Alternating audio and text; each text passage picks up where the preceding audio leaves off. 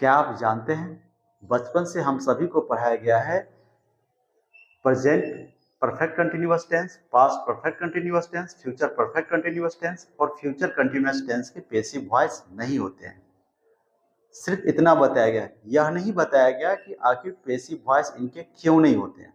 आज हम इसका विश्लेषण करते हैं कि इसका पैसिव वॉइस क्यों नहीं होता है, इसके पीछे साइंटिफिक रीजन क्या है। हम एक उदाहरण लेते हैं, he has been playing cricket for 2 years। यह प्रेजेंट परफेक्ट कंटिन्यूअस टेंस का सेंटेंस है। has been playing का इस्तेमाल हुआ है for 2 years, वह 2 वर्षों से क्रिकेट खेल रहा है। जब हम इसका पैसिव बनाते हैं तो इसके 4 ऑप्शंस हमने लिए हैं। पहला है cricket has been played by him for 2 years। पहले सेंटेंस में हैज बीन प्लेड जिस तरीके से इस्तेमाल हुआ था, पैसिव में V3 मस्ट है, V3 इस्तेमाल किया गया, सभी सेंटेंस में V3 इस्तेमाल किया गया।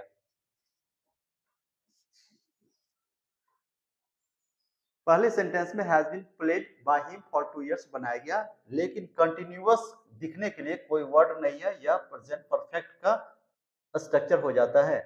हैज बीन प्लेड तो पैसिव वॉइस का स्ट्रक्चर हो जाता है। इसमें जो कंटिन्यूअस के लिए बीइंग वर्ड है वह एब्सेंट है, इसलिए यह पैसिव वॉइस नहीं होगा इसका। सेकेंड सेंटेंस पर विचार करते हैं, cricket has been being played by him for 2 years। इसमें V3 प्लेड है, ठीक है, क्रिकेट का सब्जेक्ट के रूप में इस्तेमाल हुआ है, हेल्पिंग वर्ब में हैज बीन बीइंग का इस्तेमाल हुआ है, कंटिन्यूअस के रूप में बीइंग का इस्तेमाल हुआ है, यहां तक तो सही है। लेकिन बीन और बीन एक साथ कभी इस्तेमाल नहीं होते हैं। आप इंग्लिश में कभी ऐसा मत नहीं देखिएगा कि बीन और बीइंग एक साथ है, इसलिए यह भी पैसिव वॉइस नहीं होगा। नेक्स्ट है cricket has being played by him, यहाँ V3 हुआ, सब्जेक्ट के रूप में क्रिकेट का प्ले यूज हुआ, हैज के हेल्पिंग वर्ब, यहाँ बीइंग भी है, कंटिन्यूअस बता रहा है।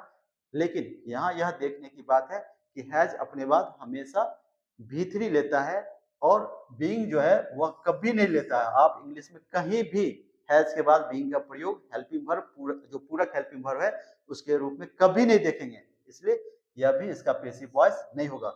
लास्ट है क्रिकेट इज बीइंग प्लेड, यहाँ हमने हेल्पिंग वर्ब इज ले लिया, बीइंग यहाँ तक तो ठीक था, लेकिन यह जो है कंटिन्यूअस हो गया, यह परफेक्ट कंटिन्यूअस का नहीं है। इस तरीके से हम देख रहे हैं कि किसी भी कंडीशन में जो है वह परफेक्ट कंटिन्यूअस टेंस का पैसिव वॉइस नहीं हो पाता है। तो आप अब समझ गए होंगे कि इसके पीछे का साइंटिफिक रीजन क्या है, क्यों नहीं यह पैसिव वॉइस हो रहा है। दूसरा उदाहरण लेते हैं फ्यूचर कंटिन्यूअस टेंस का। इसका एक उदाहरण है, he will be eating a mango, वह आम खा रहा होगा। इसका हम पैसिव बनाते हैं, a mango will be eaten by him.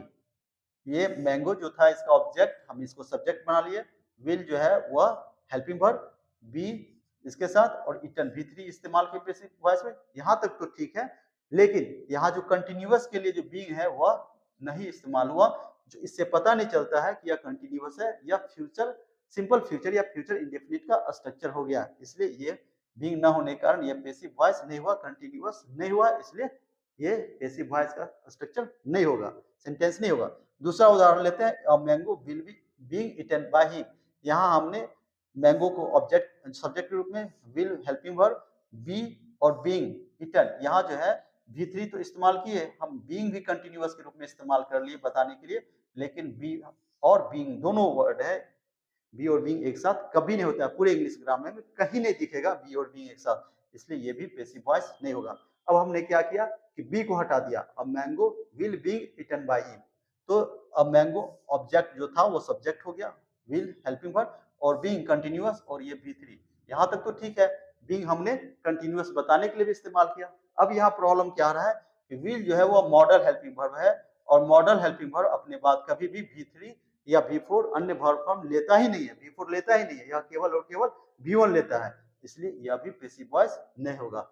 तो आप देख सकते हैं क्या साइंटिफिक मेथड है इसको समझने का कि परफेक्ट कंटिन्यूअस टेंस और फ्यूचर कंटिन्यूअस टेंस के पैसिव वॉइस नहीं होंगे।